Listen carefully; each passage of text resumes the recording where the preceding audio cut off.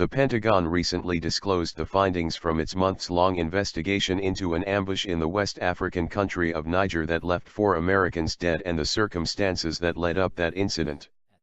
Now, it has decided to release a nearly 23-minute-long, unclassified video presentation that combines a digital recreation of the events with both file footage of U.S. military activities in Africa and actual photographs and clips from the mission itself.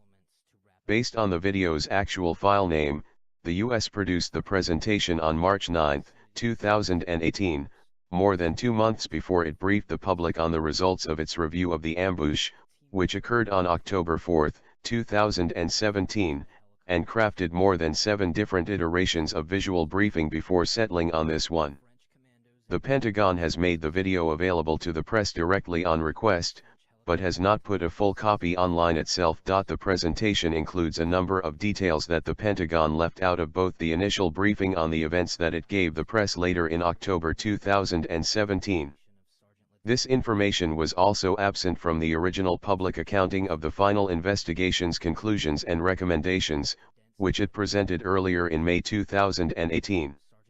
The most notable new disclosure is that the Nigerian Quick Reaction Force that arrived on the scene hours after the fighting had begun initially mistook the surviving American and Nigerian forces for Islamic State in the Greater Sahara, ISGS, terrorists and fired on them with heavy, vehicle-mounted machine guns for nearly a minute before realizing their mistake.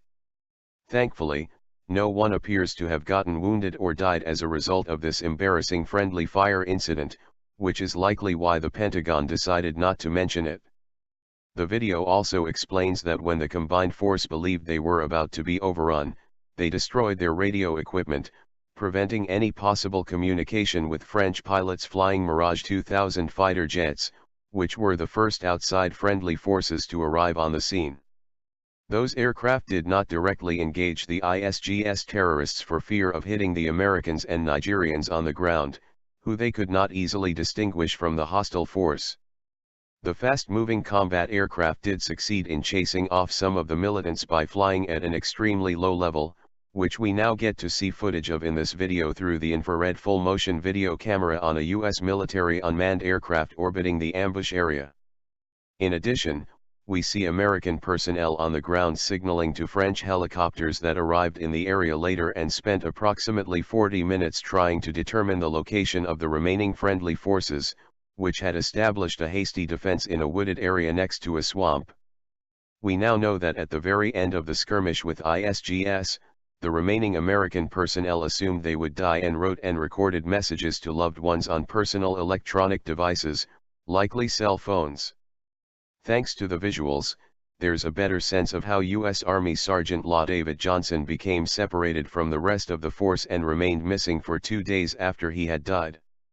ISGS terrorists also killed Sergeant First Class Jeremiah Johnson, Staff Sergeant Brian Black, and Staff Sergeant Dustin Wright, all also members of the U.S. Army, as well as a number of Nigerian personnel.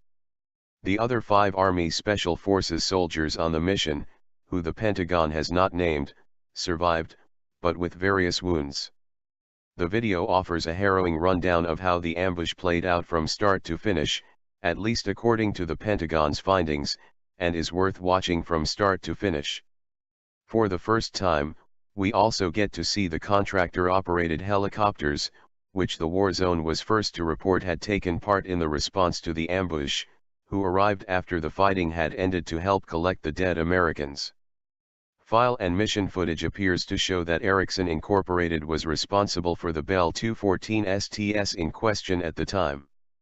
U.S. Africa Command had previously identified only Berry Aviation as being in charge of contract airlift, casualty evacuation, and personnel recovery support in Niger and elsewhere in West Africa.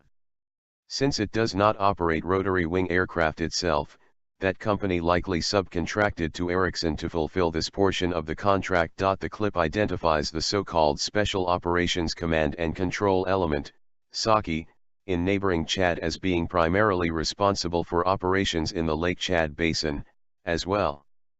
The major threat in that region, on the other side of Niger from Tongo, is the Nigeria-based Boko Haram terrorist group, also known as ISIS West Africa, ISIS-WA.